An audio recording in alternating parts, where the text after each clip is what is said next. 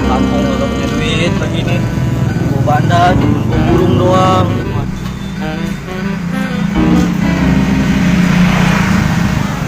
Wah, tukang burung.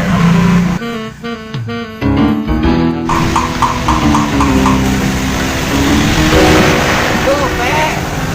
Burung gua disebutin tadi, Pe. Waduh, bahaya itu, Pe.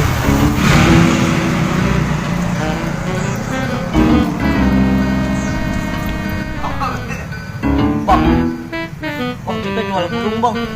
Kita mau pulang kampung nggak punya duit nih. Murah ya bang, bagus. Emang mau jual berapa itu?